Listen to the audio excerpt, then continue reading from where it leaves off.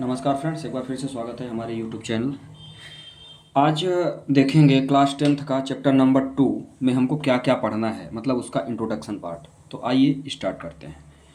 Chapter number 2 class 10th का है ये। इसमें हमको जो जो चीज़ें पढ़नी है हम आज उस पर चर्चा करेंगे। पहली चीज़ कि जो चैप्टर का नाम है वो है पॉलिनोमियल, जिसको हम हिंदी में क्या कहते हैं, बहुपद कहते हैं। ठीक है, जिसके बहुत सारे पद हों उसको हम क्या बोलते हैं, पॉलिनोमियल्स कहते हैं। अब जो पहला टॉपिक है, ठीक है, पहला टॉपिक का मतलब ये है कि यदि मैं इस टाइप में यदि मैं डिजिट रख देता हूँ, अंक रखता हूँ, तो इसको हम क्या कहते हैं। आपको सुनने में आएगा कि ये कॉफिशिएंट है, 1 वेरिएबल्स है, 2 वेरिएबल्स है। तो सबसे पहले तो हम इसके बारे में देखते हैं कि 1 वेरिएबल और 2 वेरिएबल क्या कहलाता है। ठीक है, तो सबसे पहले तो जो ये डिजिट दी रहती है, किसी भी एक्स वाई या जेड के साथ जो डिजिट दी रहती है उसको हम क्या बोलते हैं, कॉफिशिएंट बोलते हैं।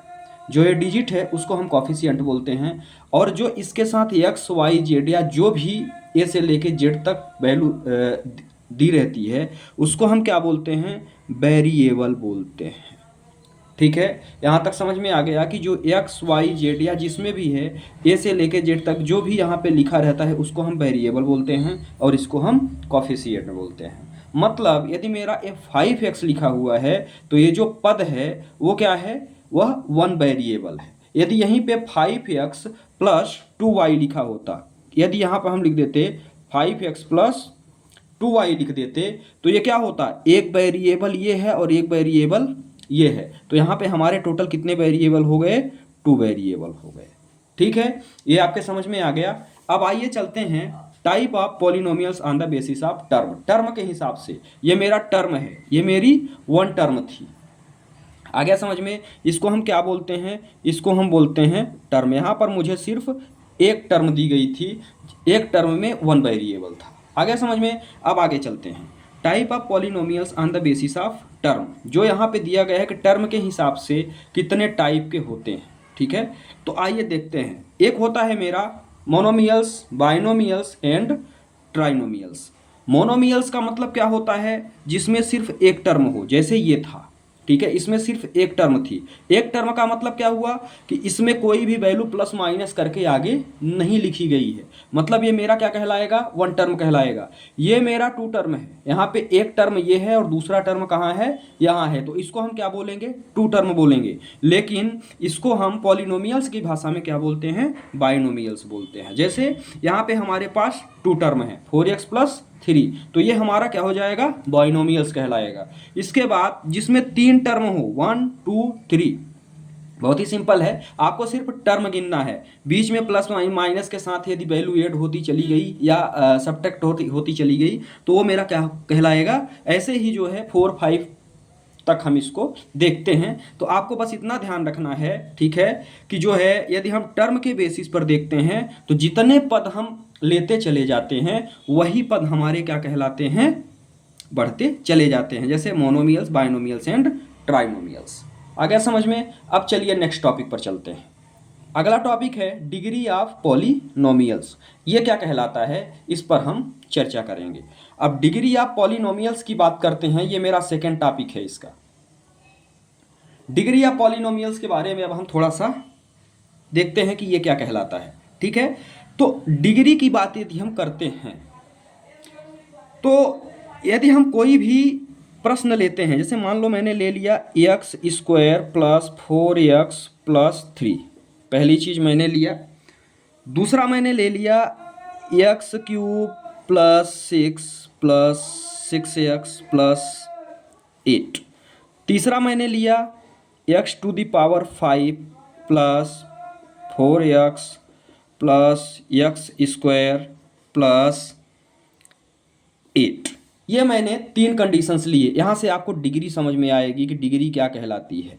ठीक है, डिग्री ऑफ पॉलिनोमियल्स आपको बस समझना है। डिग्री का मतलब ये होता है कि सबसे पहले डिग्री में हम क्या देखते हैं, जो हमें इक्वेशंस दी हुई है, जो भी मुझे पॉलिनोमियल्स दिया हुआ है, ठीक है, जो भी कंडीशंस दी गई हैं उनमें हम सबसे पहले तो पावर देखते हैं कि x की पावर, पहली चीज़ तो वेरिएबल आपको चेक करना है। तो यहाँ पे सिर्फ 1 वेरिएबल है क्योंकि यहाँ भी x है और यहाँ भी x है। यहाँ वाई और जेड से कोई लेना देना अपना है नहीं। तो यहाँ जो वेरिएबल है वो क्या है, सिर्फ एक वेरिएबल है। अब आपको क्या देखना है आगे, अब आपको देखना है पावर। तो एक्स स्क्वायर की पावर, मतलब एक्स स्क्वायर है तो यहाँ पे पावर कितनी है, 2 है, और यहाँ पे एक्स की पावर कितनी है, 1 है। तो सबसे बड़ी चीज़ हमको इसमें क्या देखना है कि जो हाईएस्ट पावर रहती है, हाईएस्ट पावर क्या है पूरे इक्वेशंस में, एक्स की है जो कि 2 है तो इसमें भी एक्स की, लेकिन सबसे बड़ी पावर एक्स की क्या है, 2 है। तो जो डिग्री ऑफ पॉलिनोमियल्स, मतलब जो डिग्री होगी वो क्या हो जाएगी, 2 हो जाएगी। आगे समझ में। नेक्स्ट की बात यदि हम करते हैं, यदि हम आगे की बात करते हैं तो आगे हमको क्या देखना है, आगे जो है यहाँ पे भी वही कंडीशंस हैं, पावर 1 है और यहाँ 3 है, तो यहाँ पे जो मेरी डिग्री होगी वो क्या हो जाएगी, 3 हो जाएगी। यहाँ पे x टू दी पावर क्या है, 5 है, और यहाँ पे कुछ नहीं है मतलब 1 है, और यहाँ पे 2 है। तो सबसे बड़ी पावर कितनी है, सबसे बड़ी पावर मेरी है 5। तो ये हो जाएगा डिग्री ऑफ पॉलिनोमियल्स। मतलब जो भी आपके पास बहुपद दिया हुआ है, पॉलिनोमियल दिया हुआ है, उसमें हम सबसे बड़ी घात मतलब सबसे बड़ी पावर क्या करते हैं, देखते हैं, और वही जो सबसे बड़ी पावर होती है वही हमारी क्या कहलाती है, डिग्री ऑफ पॉलिनोमियल्स कहलाती है। अब टाइप ऑफ पॉलिनोमियल्स यहाँ पे लिखा हुआ है, type of polynomials of basis of degree. Degree के हिसाब से जो पॉलिनोमियल्स के टाइप होते हैं उसको हम देखते हैं। डिग्री के हिसाब से का इन द सेंस कि यदि वेरिएबल की पावर 1 हो तो हम क्या कहेंगे, वेरिएबल की पावर 2 हो तो हम क्या कहेंगे, वेरिएबल की पावर मतलब हाईएस्ट पावर 3 हो तो हम क्या कहेंगे। ये नाम के हिसाब से इसके अलग अलग टाइप्स हैं, तो उनको हम देखते हैं। यदि पावर 1 हो, क्या हो, हाईएस्ट पावर की बात कर रहा हूँ, हाईएस्ट पावर यदि 1 हो तो वहाँ पे मेरा कौन सा इक्वेशन कहलाता है, लीनियर इक्वेशंस कहलाता है। आ गया समझ में। यदि हाईएस्ट पावर 2 हो, हाईएस्ट पावर 2 की मतलब जैसे यहाँ पे हमने लिया एक्स स्क्वायर 7x, तो यहाँ पे तो पावर 1 है, लेकिन हाईएस्ट पावर की बात चल रही है, तो हाईएस्ट पावर कितना है, 2 है, तो ये मेरा क्या कहलाएगा, पावर 1 है तो लीनियर, पावर 2 है तो quadratic, and power 3, highest power कितनी है, 3 है, तो ये क्या होगा, ये मेरा क्यूबिक इक्वेशंस कहलाएगा। यदि अब मैं इसके पावर की बात करूं, इसके डिग्री की बात करूं, तो हाईएस्ट डिग्री कितनी है, यहाँ पे 1 थी, लीनियर था, 2 थी, क्वाड्रेटिक था, और 3 थी, क्यूबिक था। ऐसे ही 4 5 का भी हम आगे निकालते हैं, ठीक है वो पूरे पॉलिनोमियल्स ही है, पूरे बहुपद ही, ऐसे ही हम इसको निकालते चले जाते हैं। अब चलिए इनकी डिग्री की बात कर लेते हैं। तो भाई ये जो इक्वेशंस लिखा हुआ है, यदि मैं इनकी डिग्री फाइंड करना चाहूं तो यहाँ पे क्या है, 1 वेरिएबल्स है, 1 वेरिएबल्स की हाईएस्ट पावर कितनी है, इसमें 1 है, तो इसकी जो डिग्री होगी वो क्या हो जाएगी, 1 हो जाएगी। यहाँ तक समझ में आ गया। नेक्स्ट बात यदि हम करते हैं सेकंड की, तो यहाँ पे 1 और 2 है, लेकिन हाईएस्ट पावर कितनी है, तो वही तो मेरी डिग्री कहलाती है, तो यही मेरी क्या कहलाएगी, डिग्री कहला जाएगी। यहाँ पे हाईएस्ट पावर 3 है, मतलब जो हाईएस्ट पावर होती है वेरिएबल्स की वही मेरी क्या कहलाती है, डिग्री कहलाती है। तो ये हमारा क्या हो गया, डिग्री ऑफ पॉलिनोमियल्स जो है आपके समझ में आ गया होगा। अब चलते हैं थर्ड टॉपिक देखते हैं, जीरोज ऑफ पॉलिनोमियल्स, ये कैसे फाइंड करते हैं, ठीक है, इसके बारे में अब हम चर्चा करेंगे। थर्ड टॉपिक है हमारा जीरोज ऑफ पॉलिनोमियल्स, ये क्या कहलाता है इसके बारे में हम थोड़ा सा अब देखेंगे। अब देखते हैं डिग्री ऑफ पॉलिनोमियल्स, इसमें क्या है, जीरोज ऑफ पॉलिनोमियल्स की बात करते हैं, ये क्या कहलाता है। तो ये इसमें अपन देखेंगे कि हमारे पॉलिनोमियल्स में कितने जीरोज आएंगे, ठीक है, मतलब हम एक पॉलिनोमियल से कितनी वैल्यू फाइंड कर सकते हैं, या हम कौन सी वैल्यू रखें तो मेरा पूरा का पूरा पॉलिनोमियल्स जीरो हो जाए। चलिए देखते हैं क्या है। मैंने एक पद ले लिया x square plus 7x plus 10 equal to क्या हो गया मेरा, 0 हो गया। अब मुझे क्या निकालना है, यहाँ सबसे पहले तो हमको देखना है ना, यहाँ क्या देखना है, यहाँ मुझे ये प्राप्त करना है कि भाई जो डिग्री ऑफ है, जो डिग्री ऑफ पॉलिनोमियल्स है वो कितना है, 2 है, चूँकि सबसे हाईएस्ट पावर यहाँ पे कितनी है, 2 है। लेकिन जीरोज क्या कहलाता है, जीरोज का मतलब ये होता है कि ऐसी वैल्यू जो इस वेरिएबल के जगह पर यदि मैं रखूं, मतलब एक्स की जगह पे रखूं, और वह पूरी की पूरी टर्म को क्या कर दे, 0 कर दे, वही मेरा पॉलिनोमियल्स का जीरो कहलाता है। इतना तक समझ में आ गया। ऐसी वैल्यू जो पूरी की पूरी टर्म को इस वेरिएबल की जगह पे रखने पर पूरी की पूरी टर्म को क्या कर दे, जीरो के बराबर कर दे। तो ये तो मेरा जीरो ऑफ पॉलिनोमियल्स हो गया। अब सबसे बड़ी चीज ये होती है कि भाई इस इक्वेशंस के या किसी भी इक्वेशंस की कितनी जीरो हो सकती हैं, कितने जीरो हो सकते हैं।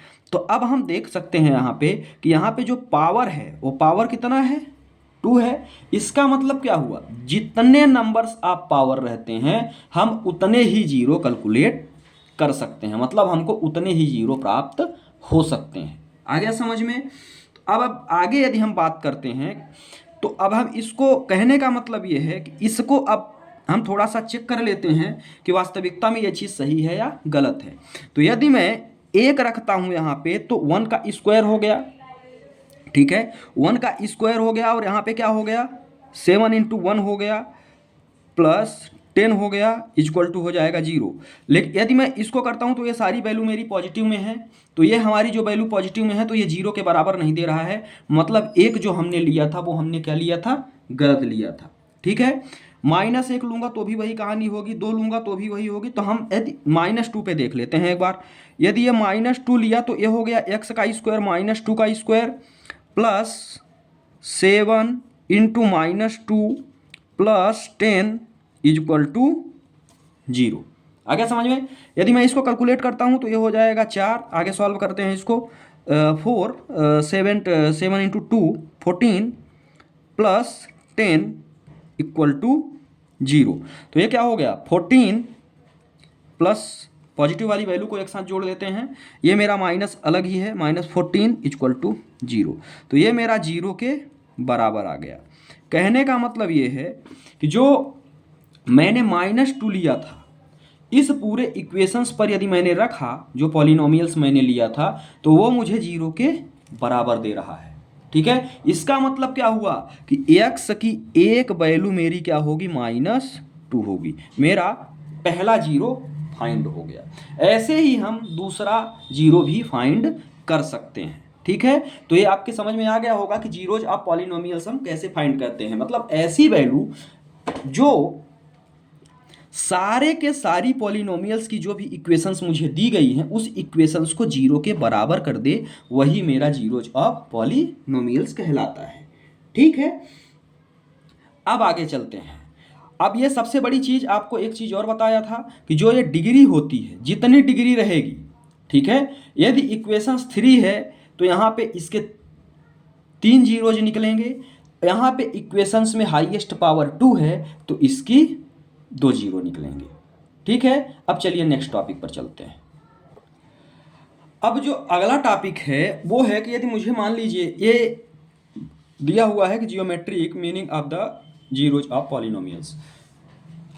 कंडीशन क्या दिया हुआ है, सबसे पहले तो हमको इस जो ग्राफ दिया हुआ है, ठीक है, इस ग्राफ के थ्रू हमको निकालना है कि भाई ग्राफ को देखने के बाद हमको कैसे पता लगेगा कि इसमें कितने जीरोज हैं। तो चलिए आगे देखते हैं। सबसे पहले तो इसने कंडीशन डाल दी हुई है कि पी एक्स, मतलब आपको एक्स के सापेक्ष एक्स एक्सिस पे आपको जीरो फाइंड करने हैं। ठीक है, तो आप सबसे पहले तो इसको हम ले लेते हैं, ये हो गया एक्स, ये मेरा हो गया एक्स डैश, ये मेरी वाई एक्सिस होती है और इसको मैं वाई डैश बोलता हूँ। ठीक है, यहाँ तक समझ में आ गया। अब मान लो इसको कैसे करेंगे, यदि मान लीजिए कि यहाँ से कोई लाइन मेरी ऐसी गुजर गई है ना। अब समझना बात को, क्या हम इसको बोल सकते हैं, पहली चीज तो यह है कि यह लाइन जितनी बार काटेगी जिसको, ठीक है, एक्सिस को, जहां काटेगी या टच करके जाएगी, मतलब वह मेरा जीरोज कहलाएगा। अब सबसे बड़ी चीज ये है कि ये एक्स एक्सिस पर बोला है कि आपको सिर्फ एक्स एक्सिस के जीरो बताने हैं, लेकिन यहाँ पे क्या है, यहाँ ये वाई एक्सिस को काउंट कर रहा है, मतलब काट रहा है। यह जो लाइन गई है मेरी, यह मेरी वाई एक्सिस को काट रही है। यदि ये वाई एक्सिस को काट रही है तो क्या ये जीरो होगा, तो इसका जो नंबर आप जीरो हो जाएगा वो क्या हो जाएगा, जीरो होगा। क्यों, क्योंकि हमको निकालना कहा था एक्स एक्सिस पर, इसने काटा किसको, वाई एक्सिस पर। चलिए सेकंड में हम देखते हैं कि मान लीजिए ये मेरा एक्स एक्सिस है और ये मेरा वाई एक्सिस है। बोला क्या है इसने बोला है कि आपको एक्स एक्सिस पे निकालना है। ठीक है, अब मान लीजिए कि कोई लाइन यहाँ से सिर्फ इसको टच की, ऐसे होते हुए, यहाँ से होते हुए, फिर इसको टच करके ऐसे निकल गई। अब इसमें यदि हम कहें कि भाई नंबर आप जीरो कितने होंगे, ठीक है। नंबर ऑफ जीरो कितने होंगे, तो यहाँ तो वाई एक्सिस पे था तो नंबर ऑफ जीरो मेरे कितने थे, जीरो थे। लेकिन यहाँ पे क्या है, यहाँ पे एक्स एक्सिस को ही काट रहा है और कुछ पॉइंट हमारे टच करते हुए जा रहे हैं। चलिए देखते हैं। एक तो ये टच करके गया, मतलब एक पॉइंट मेरा जो टच करेगा वो भी पॉइंट काउंट होता है, इस चीज़ का विशेष ध्यान रखेंगे।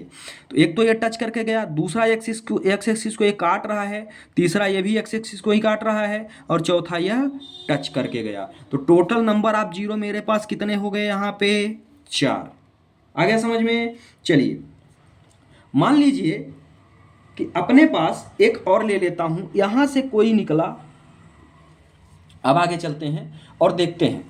अब ये मेरा इसी प्रश्न का थर्ड फिगर है। मान लीजिए कि यहां से कोई निकला और ये ऐसे ऐसे करता हुआ अब फिर ऐसे चला गया। यदि मैं कहूं ये मेरी एक्स एक्सिस है ना, और ये मेरी वाई एक्सिस है, मतलब इसमें भी हम ऐसे ही काउंट करेंगे। कैसे करेंगे भाई, ये मेरा पहला पॉइंट है जो कट करके गया एक्स एक्सिस को, ये दूसरा पॉइंट है जो इसको टच करके गया, तीसरा पॉइंट भी इसको टच करके जा रहा है, और चौथा पॉइंट जो इसको कट करके गया। ठीक है। अब यदि मान लो कि इसी को एक पॉइंट में और ले लेता हूँ, चलिए ये इसको भी क्या कर दिया, टच कर दिया। तो टोटल नंबर्स ऑफ जीरो कितने हो जाएंगे इसमें, नंबर ऑफ जीरोज कितने हो गए, 5। 1 2 3 4 5। यदि यही प्रश्न उल्टा होता, ध्यान से समझिएगा, यदि यही प्रश्न उल्टा होता, क्या उल्टा होता, यहां पे पी वाई लिखा होता, तो यही सारी कंडीशंस मेरी चेंज हो जाती, फिर हम वाई का लेते। आ गया समझ में। चलिए नेक्स्ट टॉपिक पर चलिए, अब देखते हैं next topic, relationship between zeros. ये क्या बोल रहा है कि zeros and coefficient of polynomials. अब आपको जीरो और कोफिशिएंट के बीच में क्या देखना है, रिलेशनशिप देखना है। जो क्वाड्रेटिक इक्वेशंस का स्टैंडर्ड पॉलिनोमियल्स का जो फार्मूला होता है, जिस फॉर्म में हम लिखते हैं, वो है ax² + bx + c = 0। मतलब जो इक्वेशंस है इस इक्वेशंस को हम इससे तुलना करके लिखते हैं। ax² मतलब यहाँ पे जो a की वैल्यू होगी, यहाँ कुछ भी नहीं है तो a की वैल्यू मेरी क्या हो जाएगी, 1 हो जाएगी। bx मतलब x जो b का मान होगा वह 7 के बराबर होगा, और ये जो है जो c का मान होगा वह 10 के बराबर हो जाएगा। ठीक है। तो ये मेरा स्टैंडर्ड फॉर्म है, स्टैंडर्ड फार्मूला है पॉलिनोमियल्स का। अब जो सम ऑफ जीरोज होते हैं, जीरो आपको पहले बता दिया गया कि जीरो क्या कहलाते हैं। ठीक है, जो पूरी की पूरी टर्म को जीरो के बराबर कर दे। अब जो दो जीरोज आप कैसे फाइंड करेंगे, अभी हम इसमें निकाल के बताएंगे। दोनों जीरोज का जो सम होता है उसको, पहली चीज तो जीरो को हम क्या बोलते हैं, तो जो दोनों जीरोज निकलते हैं उसको हम अल्फा और बीटा बोलते हैं। जिसमें आप 3 निकालोगे वहां पे हो जाएगा अल्फा बीटा एंड गामा। यहाँ पे आपको सिर्फ पावर 2 पढ़नी है। यदि पावर 3 होती तो हम अल्फा बीटा और गामा भी उसको लिखते, लेकिन यहाँ पे हमको सिर्फ हमारे सिलेबस में 2 ही है तो हम 2 लेके चलेंगे। अल्फा और बीटा, पहला जीरो मेरा अल्फा होगा, दूसरा जीरो मेरा बीटा होगा, जो होता है -b/a के। अब b और a क्या है, तो b मेरा है x का कॉफिशिएंट, ये रहा, और ये मेरा है x² का कॉफिशिएंट। आ गया समझ में। अब सेम कहानी हम यहाँ चलेंगे, तो जो इसका प्रोडक्ट होता है, प्रोडक्ट का मतलब होता है दोनों का मल्टीप्लिकेशन। तो जो मल्टीप्लिकेशन होता है वो हमारा किसके बराबर होता है, c/a के, मतलब कांस्टेंट वैल्यू अपान x का कॉफिशिएंट। ठीक है। तो अब चलिए देखते हैं कि इसको हम कैसे फाइंड करते हैं और कैसे इस पर अप्लाई करते हैं। सबसे पहले तो ये मेरा दिया हुआ है, इसको सॉल्व करेंगे हम। इसका जीरो कैसे फाइंड कर सकते हैं। ठीक है, तो सबसे पहले हम क्या करते हैं, ये बहुत ही सिंपल है। सबसे पहले हम इन दोनों टर्म का मल्टीप्लाई करते हैं। क्या करते हैं, मल्टीप्लाई। तो x² में आप 10 का मल्टीप्लाई करेंगे, यहीं मैं बाजू में ही कर रहा हूँ रफ वर्क भी, तो ये मेरा हो जाएगा 10x²। आ गया समझ में। ये मेरा हो गया 10x²। अब हम इसको ऐसे तोड़ें, इसको हम क्या करें, ऐसा तोड़ें कि मल्टीप्लाई में तो ये मेरा आ रहा है, यदि मैं जोड़ूं या घटाऊं तो मुझे 7x मिले।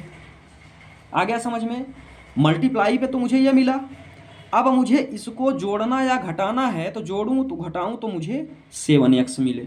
कैसे कर सकते हैं, तो सबसे पहले मेरे पास जो नंबर्स है वो कितना दिया हुआ है 10।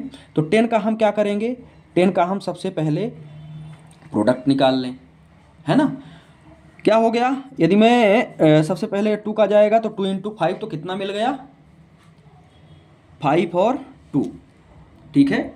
अब ये तो मुझे मिल गया, अब इसको हम कैसे जमाएं, क्या करें कि जोड़ने पर मुझे तो ये 5 + 2 करूंगा तो 7 आ रहा है, ठीक है। 5x + 2x और 5 में 2 का मल्टीप्लाई करूंगा तो मुझे 10x² मिल जाएगा। कहने का मतलब ये है कि यदि मैं इन दोनों का, जो मुझे दो वैल्यू फाइंड हुई है, इन दोनों का मल्टीप्लाई करूं तो मुझे 10x मिले, जो मैंने ये मल्टीप्लाई करके यहाँ पे लिखा हुआ है 10x², और इन दोनों को जोड़ूं या घटाऊं, सम करूं तो ये मुझे क्या मिले 7x मिले। ऐसी वैल्यू मुझे फाइंड करनी है। अब चलिए आगे देखते हैं क्या करना है।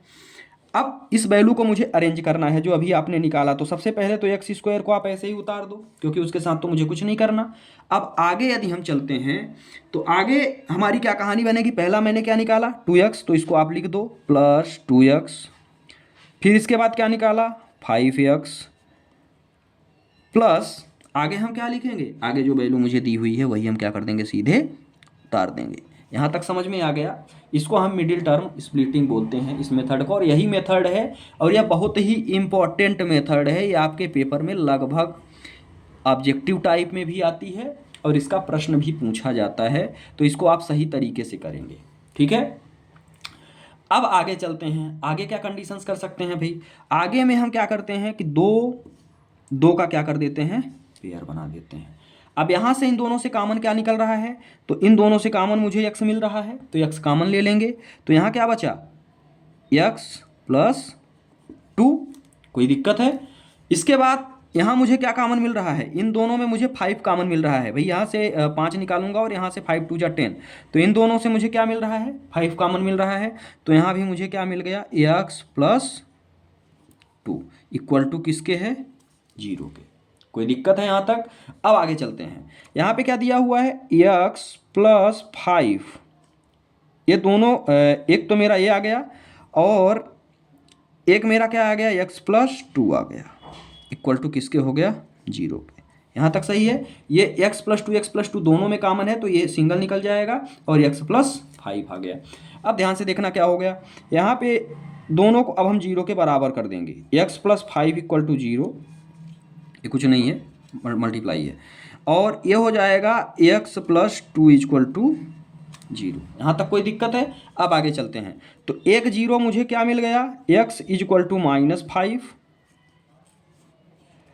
और जो दूसरी वैल्यू मुझे x की मिली वो क्या मिली, वो मुझे मिल गई x = -2, ये मुझे मिल गई x = -2, ठीक है। जो मेरी पहली वैल्यू आई यही वैल्यू मैं क्या ले लेता हूँ अल्फा, और दूसरी जो वैल्यू आई उसी को मैं ले लेता हूँ बीटा। यहाँ तक ठीक है, कोई दिक्कत है। अब चलिए इसी को हम इसी पेज में यहाँ पे आगे करते हैं। ये तो मैंने 0 तो अपने फाइंड कर लिए, दोनों 0 मुझे मिल गए। क्या मिल गए, एक मुझे -5 मिल गया और एक मुझे -2 मिल गया। अब आगे चलते हैं, अब मुझे वेरीफाई भी करना है कॉफिशिएंट्स को, ठीक है, कि क्या मैं सही हूँ या गलत हूँ। समझ में आई बात। तो पहली चीज मैंने क्या लिया है, सम ऑफ इट्स 0, मतलब पहला, यहीं से मैं पहली चीज उठा रहा हूँ, ठीक है। क्या दिया हुआ है अल्फा + बीटा = -b/a। ध्यान से समझिएगा, अल्फा + बीटा = -b/a। अल्फा क्या दिया हुआ है भाई, अल्फा मेरे पास है -5, ये रहा अल्फा -5, तो अल्फा की जगह पे आप क्या रखेंगे -5। फिर इसके बाद क्या है, बीटा की जगह पे मेरा क्या है -2 है ना, तो बीटा की जगह पे हम रख देंगे -2 = अब -b है, ध्यान से समझिएगा, -b है और b का मान यहाँ से मैंने बताया था, b का मान कितना है 7 है ना। इस इक्वेशंस में b का मान कितना है, यहाँ से 7 है, तो ये कितना हो जाएगा 7 तो पॉजिटिव का रहेगा, b का मान 7 है ना, लेकिन ये क्या हो जाएगा निगेटिव अपान a का कॉफिशिएंट कितना है 1, तो यहाँ पर आप क्या रखोगे 1, ठीक है। अब इसको सॉल्व कर लो, तो ये क्या हो गया -5 -2 = 7/1, 1 तो 7 ही बचेगा। तो ये क्या हो गया, -7 इज इक्वल टू -7। ये दोनों पक्ष मेरे क्या आ गए, बराबर आ गए। मतलब जो मेरे जीरोज हैं वो सही है, गलत नहीं है। ठीक है, वैसे ही हम एक जो है अगले वाले को देख लेते हैं। अगला क्या दिया हुआ है, product of zero. Product of zero मतलब सेकंड की यदि हम बात करते हैं तो प्रोडक्ट ऑफ जीरो कितना दिया हुआ है, alpha dot beta is equal to कितना दिया है, अल्फा डॉट बीटा दिया हुआ है C/A, है ना। अब ध्यान से देखना, सी का मान यहां से यहां उठाएंगे तो कितना आएगा, 10। इससे कंपेयर करते हैं अपनी इक्वेशंस को। तो ये क्या दिया हुआ है, C इज इक्वल टू 10 है। अल्फा बीटा का मान आपने कितना निकाला है, तो अल्फा का मान आपने निकाला है -5 इंटू -2 इज इक्वल टू सी का मान कितना है भाई, सी का मान आपने निकाला है 10 और ए का कॉफिशिएंट कितना है यहाँ पर, एक्स के मल्टीप्लाई में कुछ नहीं है मतलब 1 है, तो यहाँ बटे 1 कितना आ गया, minus minus plus 10, 10 is equal to 10। ठीक है, मतलब मेरा ये भी लगभग 10 के, लगभग नहीं लगभग करेक्ट 10 के बराबर आ रहा है। ठीक है, तो इस तरह से हम क्या करते हैं, दोनों में रिलेशन फाइंड करते हैं। आप स्क्रीनशॉट ले सकते हैं। दोनों में हम रिलेशंस कैसे फाइंड करते हैं ये आपने देखा। सबसे पहले तो हम मिडिल टर्म स्प्लिटिंग करेंगे, वहां से आप क्या करेंगे, दोनों अल्फा और बीटा दोनों एक्स के मान निकालेंगे। ठीक है, क्वाड्रेटिक इक्वेशंस से कैसे निकाला ये आपको बताया गया। इसके बाद हम आगे क्या करते हैं, दोनों सम ऑफ जीरोज को और प्रोडक्ट ऑफ जीरोज को क्या करते हैं, वेरीफाई करते हैं। ठीक है, ये आपके क्वेश्चंस में वेरीफाई भी करने के लिए दिया गया है। ठीक है, तो इसको वेरीफाई करके हम चेक करते हैं, यदि मेरा दोनों पक्ष बराबर आ गया तो मतलब हम जो जीरोज निकाले हुए हैं हमारे दोनों जीरोज क्या हैं, सही है। बहुत बहुत धन्यवाद। यह था चैप्टर 2 का इंट्रोडक्शन पार्ट। यदि आपको समझ में आया हो, वीडियो अच्छा लगा हो तो चैनल को सब्सक्राइब करें, वीडियो को स्किप ना करें, पूरा देखेंगे तब पूरा समझ में आएगा।